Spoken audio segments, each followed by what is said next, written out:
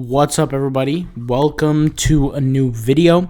In today's video, we're actually going to talk about something that a lot of people don't actually notice right away on Teepublic, and this might help you generate more sales on Teepublic. So I figured to talk about it. And what we're going to be talking about is how to find the best tags, or quote unquote the top tags on Teepublic. Now, when I say the best tags, I'm not telling you guys to sit here and focus on only these tags on Teepublic, okay? The reason why I say that is because you got to keep in mind that when you're always going for something that's quote unquote top tags or top niches or anything like that, there is going to be more competition than normal. If you want to go after them, go ahead. I'm just sharing the concept. Now, this is not exactly similar to the trend concept of Redbubble, because when something's trending, it will go on and off. These kind of tend to be a little bit longer than what the typical trend lifetime would be on Redbubble. So, for example, if you go on Redbubble, trends don't typically last more than 2 weeks on Redbubble. For things on Teepublic, I've seen these quote-unquote top tags last as long as possible. Sometimes 3, 4, 5 weeks even on Teepublic. Now, I'm not saying that's the case in every scenario for every keywords. It just depends on what's going on in the case of the world. So it really just depends. But if I would say that this, what I'm about to show you guys is similar to something, it's probably as similar as possible to the quote-unquote trend feature that Redbubble has. But I wouldn't call it, an identical representation. So whenever you go to any kind of product page, like let's say you just type in teepublic.com/t-shirts. We could go ahead and do that here, right? So let's go ahead and search that in /t-shirts. You could see here, and this is any product section, but you could see here there's a section called top tags. Now, believe it or not, like I said, a lot of people are simply just not aware of this section. More than I don't know. I'm going to assume more than like 80% don't know about this. So this section right here is going to reflect the top searches, what's going on right now. Now, when I say top searches, I want to be clear. It's not actually an SEO-based top searches. When I say that, I mean, I'm not talking about what people are searching here, but it's based on what designs are being chosen by consumers. So right now, there's a lot of things going on in the world. You have the abortion, you have the Roe versus Wade, you have pro-choice, you pro-life. You got a whole bunch of different things going on right now. People are going to not only be searching for those products, but more importantly, designers are going to be using those tags because they know that they're hot topics. And the majority of the people who are designing this kind of stuff, I don't know what you would call them. I guess you could say the trend hunters of Redbubble, of Teepublic, right? In this case, we're talking about Teepublic, so let's just focus on that. I call these people the trend hunters, right? They're always looking for the next trend, because they know it's easy money. They know that they can win the trend, then they'll make money, right? But here's the thing with that. The thing is that obviously, they don't factor in competition and other issues. Now, once again, I'm not saying that it doesn't work. It does work for certain sets of individuals, certain sets of people. Now, these quote-unquote top tags, like I said, they typically stand a little bit longer than the trends that I see on Redbubble. That's just my personal opinion. I'm not saying this based on fact. I'm not saying this based on some sort of experiment that I ran. I'm saying that based on my opinion. And I've seen these trends, but here's the thing. You can find these quote-unquote trends or top tags by selecting any kind of product category. Now, you would think, oddly enough, that based on certain sets of categories that they would have different tags or top tags that are available. That's not the case with Teepublic, believe it or not, because it actually ties into the upload method that Teepublic utilizes. If you guys are familiar with the Teepublic course, we've shown how the designs are uploaded. Essentially, when the way designs are uploaded on Teepublic, you upload a design, you add your title, you add your tags, all this. Then when you scroll to the bottom, there's this section where there's like these different kinds of products that there's like a little switch, like an on and off switch for each one. Very similar to that of Redbubble's. Not exactly the same, but similar. And there's these categories of products. Like you have the shirts, you have the mugs, the whatever, and you just turn them all on. Once they're turned on, that product the design will automatically be added to that product, which really is an inherent flaw with Teepublic itself, because you would think that something like kids apparel shouldn't have designs of pro-choice, abortion, Roe vs. Wade. You would think that, but that's not the case, because if I click on kids apparel, you look over here in top tags for kids apparel, it's the same thing. It comes up on the same page. Now, it's not necessarily for kids apparel that pops up. Now, Teepublic is mildly aware of this, and if you look, there are certain products that are more popular than others. So if you look here on the designs, I don't see anything that talks about abortion here, but that's not because of Teepublic. That's because of the actual customers. Remember that Teepublic is going to show consumers what's more popular by default in a specific niche like this one. If we click on adult, the results are going to differ, but the menu on the left does not change, which is, like I said, in my opinion, an inherent flaw that Teepublic has. This creates more consumer friction.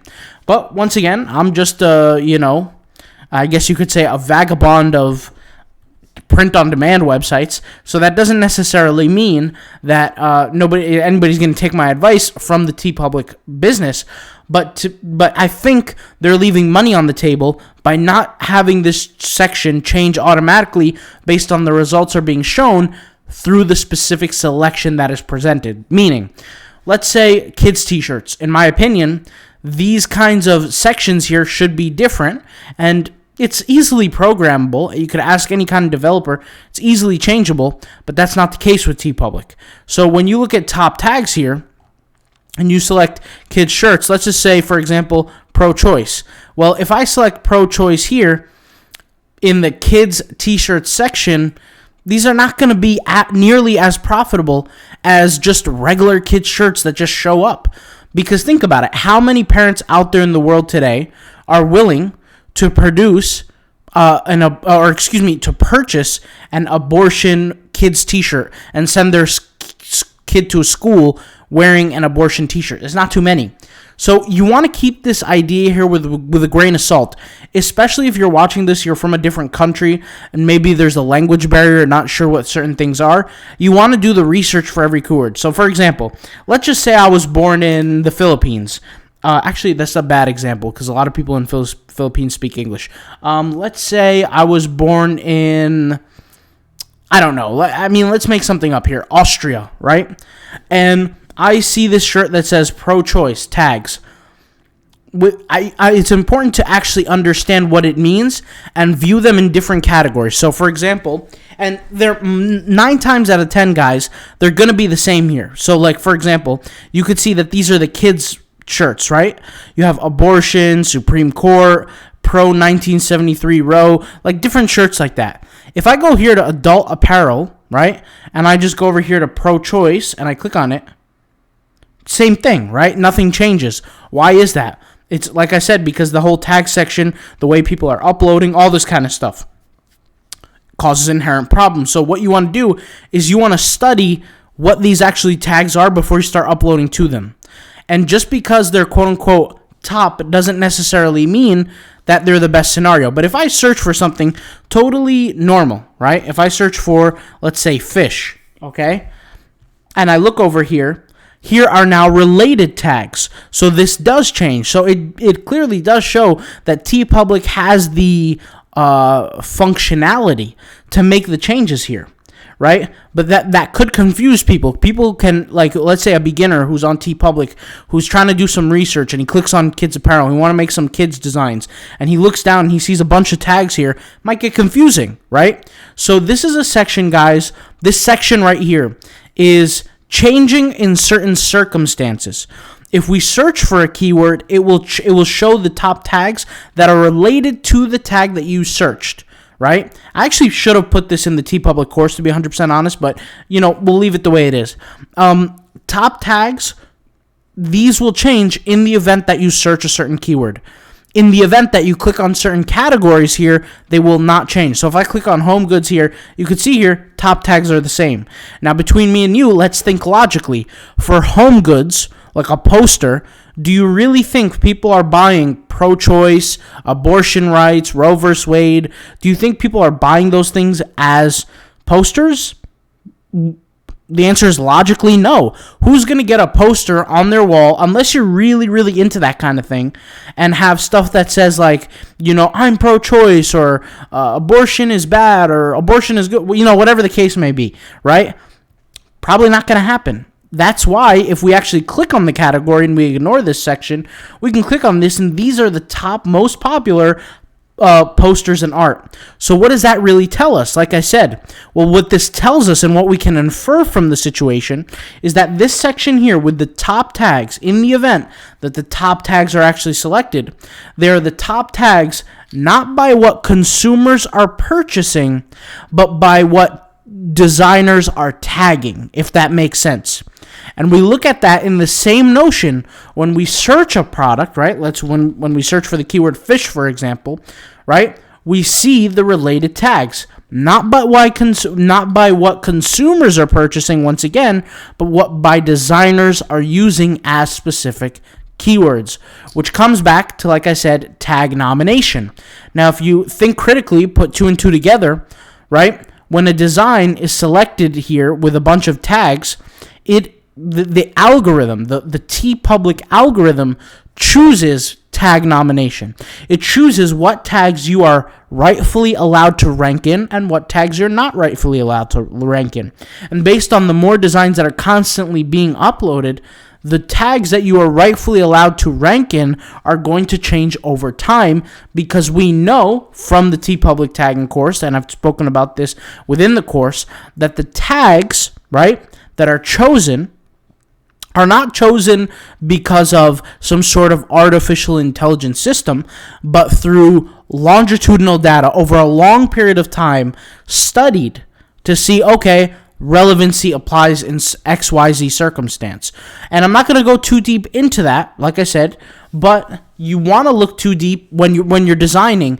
You want to pay attention. Don't always let these tags confuse you, because once again, you might be a beginner designer and you say, okay, I want to prioritize a specific design. Let's just say kids apparel, okay? You think that's an open market, that's something you want to do. Maybe that's your style of design. Maybe that's who you are as a designer. Don't let these tags confuse you. Look at what's actually selling as opposed to what's trending, because not always what's trending is going to work in your favor. Okay, there's a lot of circumstances when it's not. And I would argue that 9 times out of 10, right? And I can argue with statistic that 9 times out of 10, sellers will not profit off of what's trending, simply because what's trending has a set limit to the number of seats available. And if you guys catch my drift and you know what I'm trying to say, is that, okay, let's say there's this pro-choice t-shirt idea that's quote-unquote trending. Well, only the first few people that create decent designs are actually going to get to capitalize, because they're going to hold the market dominance.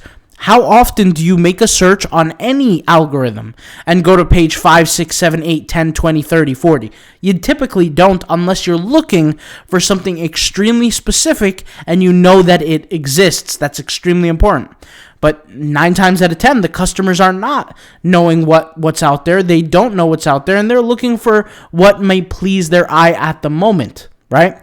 And so that's kind of my whole spiel on this secret Teepublic tags discovered kind of thing. But you'd be surprised about how many people ignore this. And you'd be surprised about the people who do realize that it exists, how many people get confused by it, right? They're making Roe vs. Wade t-shirts thinking that it's going to sell, let's say, in a kids category. Then they're looking in the kids category, taking a look. They can't find their design anywhere in the top, let's say, page. Well, it's simply because parents are not going to buy those type of designs for their kids.